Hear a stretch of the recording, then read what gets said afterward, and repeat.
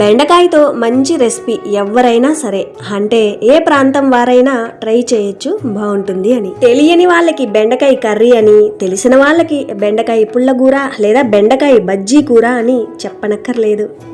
సరే, ఈ బెండకాయ బజ్జీ కూర కోసం ముందుగా బెండకాయల్ని శుభ్రంగా కడిగి తడి లేకుండా తుడిచి తలా తోక కట్ చేసి ఈ విధంగా ముక్కలుగా కట్ చేసుకోవాలి. ఇక్కడ నేను తీసుకున్నది 1/4 కేజీ బెండకాయలు. ఈ రెసిపీ నార్మల్గానే ఈజీ రెసిపీయే. ఇంకా ఫాస్ట్గా అవ్వాలంటే ఈ విధంగా కుక్కర్లో చేసుకోవచ్చు లేదా నార్మల్ కడాయిలో అయినా చేసుకోవచ్చు. బెండకాయలో జిగురు కొంచెం తగ్గడానికి 1 స్పూన్ దాకా ఆయిల్ వేసి వీటిని మీడియం ఫ్లేమ్లో కొద్దిసేపు, లో ఫ్లేమ్లో కొద్దిసేపు వేయించుకోవాలి.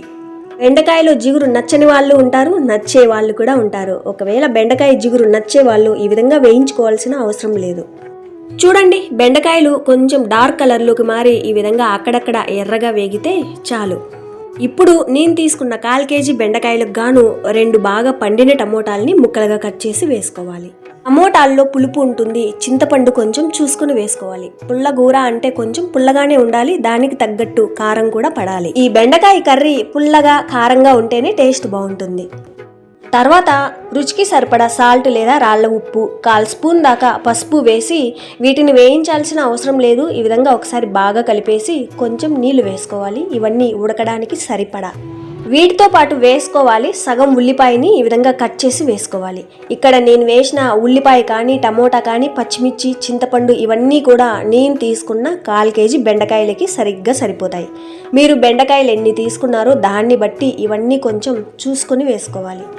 ఈ విధంగా కలిపిన తర్వాత వెంటనే నీళ్లు వేసుకోవాలి. ఈ చిన్న టీ కప్పుతో 3/4 కప్పు దాకా నీళ్లు వేసుకుంటే సరిపోతుంది. ఈ బెండకాయ బజ్జీ కూర అనేది మరీ పలుచగా అయితే ఉండదు, గట్టిగా అంటే చిక్కగానే ఉంటుంది. చూడ్డానికి చిక్కగా ఉంటుంది కాదు, చిక్కగానే ఉండాలి. అప్పుడే ఈ బెండకాయ కర్రీ రుచి.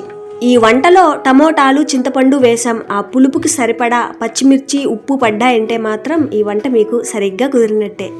సరే, నీళ్లు వేశాక ఈ విధంగా బాగా కలిపేసి కుక్కర్ మూత పెట్టి, చిన్న కుక్కర్లు అయితే లో ఫ్లేమ్లో 2 విజిల్స్, అదే పెద్ద కుక్కర్లు అయితే మీడియం ఫ్లేమ్లో 2 విజిల్స్ ఉంచుకోవాలి. కుక్కర్లో కాకుండా నార్మల్ కడాయిలో చేసుకునేలా ఉంటే సేమ్ ఇదే పద్ధతిలోనే మధ్య మధ్యలో కలుపుకుంటూ ఆ కూరగాయ ముక్కలన్నిటిని మెత్తగా ఉడికించుకోవాలి. 2 విజిల్స్ వచ్చాక ఆవిరి మొత్తం పోయి ఒక 5 నిమిషాల తర్వాత చూస్తే చూడండి, ఇవన్నీ కూడా ఈ విధంగా మెత్తగా ఉడికిపోయి ఉంటాయి.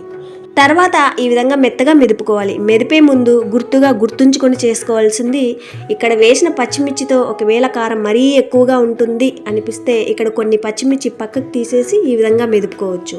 ఈ విధంగా బాగా మెదుపుకున్నాక అప్పుడు కారం తక్కువ అనిపిస్తే తీసేసి మళ్ళీ వేసి ఈ విధంగా మెదుపుకోవచ్చు. మరీ మెత్తని పేస్ట్లా కాకుండా అక్కడక్కడ కూరగాయ ముక్కలు కనిపిస్తూనే ఉండాలి. సాధ్యమైనంత వరకు ఎంత కుదిరితే అంత మెదుపుకోవచ్చు.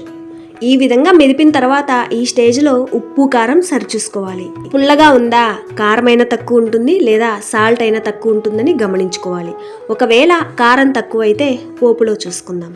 పోపు కోసం కడాయిలోకి 6-7 స్పూన్ల దాకా ఆయిల్ వేసి, ఆయిల్ వేడెక్కగానే 1/4 స్పూన్ దాకా ఆవాలు, జీలకర్ర వేసి చూడండి, ఆవాలు, జీలకర్ర ఈ విధంగా బాగా చిటపటలాడి గంతులేసాక తొక్క తీసి చితగొట్టిన ఒక 5 వెల్లుల్లి రెబ్బలు వేసుకోవాలి. తర్వాత ఇందాక మెదిపి పెట్టుకున్న ఆ పుల్లగూరలో కారం తక్కువ అనిపిస్తే కారానికి తగ్గట్టు ఎండుమిర్చిని ఈ విధంగా గింజలతో సహా తుంచి వేసుకోవాలి. పోపు మాత్రం మాడకుండా ఈ విధంగా కలుపుకుంటూ లో ఫ్లేమ్లో వేయించుకోవాలి. తర్వాత ఫ్రెష్గా పోపులో అయితే తడి కరివేపాకు వేసుకుంటే బాగుంటుంది, మంచి స్మెల్తో. ఈ విధంగా బాగా వేయించి 1 నిమిషం తర్వాత ఇందాక వేయించి పెట్టుకున్నాం కదా, ఆ బెండకాయ కర్రీ వేసుకోవాలి.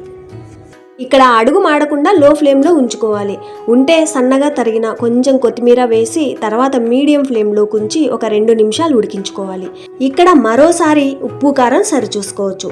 పుల్లగా ఉంది అంటే కారమైనా తక్కువ ఉంటుంది లేదా సాల్ట్ అయినా తక్కువ ఉంటుందని గమనించుకోవాలి. మొత్తానికి పులుపుకు తగ్గట్టు ఉప్పు, కారం పడితేనే వేడి వేడి రైస్లోకి, రాగి సంగట్లోకి సూపర్ ఉంటుంది.